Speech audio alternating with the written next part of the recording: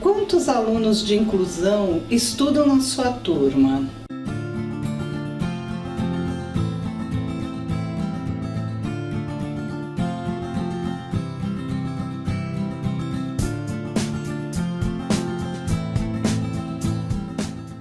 Oi, eu sou a Cláudia Lopes. Você já deve ter ouvido algumas vezes esse tipo de frase. Eu tenho 3 alunos incluídos na minha turma. Ou eu tenho 30 alunos e 2 são de inclusão. Não ouviu? Esse tipo de comentário parece um pouco ingênuo, mas na verdade não é. E é preciso pensar um pouco mais sobre o que está por trás ao fato da gente se referir a alunos como alunos de inclusão. Eu vejo aí principalmente 2 problemas. O primeiro é que é um pleonasmo conceitual. Falar de aluno de inclusão é como se você estivesse falando subir para cima ou entrar para dentro, ou seja, é uma repetição desnecessária e até errada na forma de se expressar. Porque se o aluno está numa sala de aula regular, matriculado como os demais, tendo ou não tendo uma deficiência, é óbvio que ele está incluído, está matriculado, está frequentando as aulas, faz parte daquela turma. A resposta certa, então, para aquela pergunta que eu fiz na abertura do vídeo, de quantos alunos de inclusão tem na sua turma, é todos. Se eu tenho 30 alunos, eu tenho 30 alunos de inclusão. Se eu tenho 29 alunos, eu tenho 29 alunos de inclusão. Mas e se isso é um pleonasmo? Por que as pessoas não estranham, da mesma forma quando alguém fala entrar para dentro, subir para cima?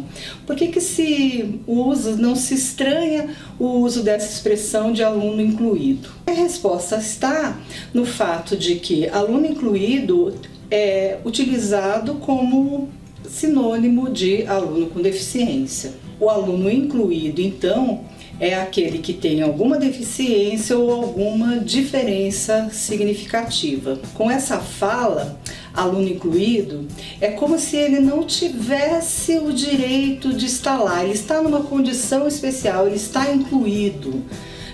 E não ele está lá como qualquer outro aluno, que é o correto e que é o que nós deveríamos dizer de uma forma bem clara e honesta. Então, um tipo de fala assim: eu tenho 3 alunos de inclusão, um é cadeirante, o outro tem síndrome de Down e o outro não tem laudo, mas bate em todo mundo. É justamente o tipo de fala discriminatória que está sustentando essa suposta neutralidade desse tipo de fala. Quem diz isso entende que nomear claramente, honestamente, qual é a deficiência, ou que está se referindo a um aluno com deficiência ou com alguma diferença significativa, deve ser suavizado com esse termo aluno incluído.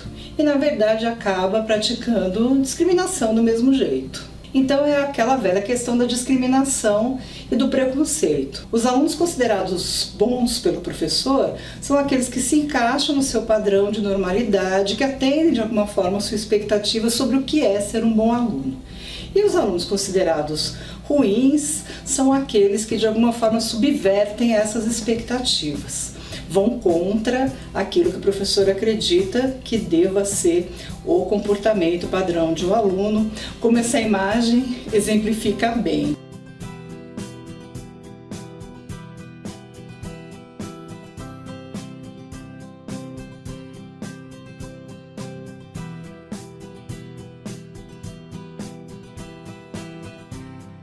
Então é interessante pensar que essas pequenas coisas podem mostrar um olhar preconceituoso em relação a esses alunos. Pode parecer um pouco forte usar a palavra preconceito, mas é justamente o que acaba acontecendo aqui. E é preciso ter coragem para poder fazer essa reflexão e tentar entender o porquê que esses nomes são tomados tão normalmente na escola. Um exemplo é aquela lista de chamada que tem determinadas marcações em alguns nomes para indicar que aqueles alunos são alunos de inclusão. Então alguém pode escrever NEE no cantinho ou pôr aquelas canetas marca-texto destacando o nome do aluno. Eu mesma já vi alguns exemplos desse tipo de lista.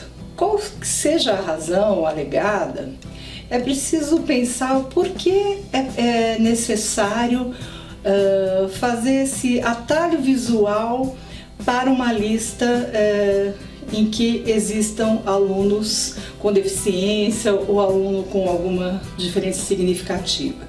Por que o nome dele tem que ser destacado naquela lista? Por que tem que aparecer em primeiro plano? Por que precisa estar fácil o acesso a esse aluno? Por que eles... enfim, por que não estranhar esse fato? Eu acho que isso é uma primeira coisa. Imagine que um familiar daquele aluno visse a lista, o nome do seu filho ali em destaque, com aquele marcador amarelo fluorescente.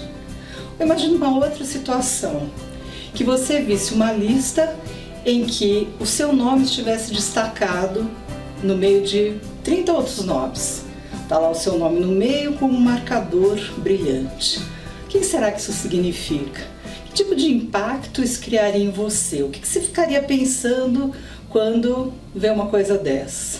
Então, eu acho que esses detalhes, eles acabam sendo despercebidos naquela rotina da escola, mas eles não podem passar assim tão despercebidos, não. Eles merecem uma segunda reflexão, merecem um pensamento mais aprofundado. É preciso refletir sobre essas questões que são aparentemente banais, mas acabam contando muito sobre como aquela escola entende inclusão. E sem a escola poder olhar para isso de frente, com sinceridade, fica difícil poder vencer esses problemas, poder caminhar de uma forma mais clara, olhando para as suas próprias dificuldades, para os seus próprios preconceitos.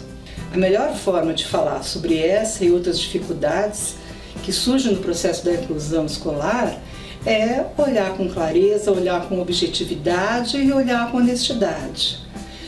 Pensar naquele momento tenso da atribuição de classes, ao invés de alimentar aquele sentimento, com quem vai ficar tal aluno, comigo eu não quero, poder discutir honestamente com todos os colegas sobre isso, poder dizer, não, eu me sinto capacitado a assumir esse desafio e poder ouvir como resposta, e nós vamos ajudar você, nós vamos estar do seu lado, nós vamos organizar esse ambiente para que essa inclusão aconteça da maneira mais efetiva possível e da maneira mais benéfica para a aprendizagem do aluno.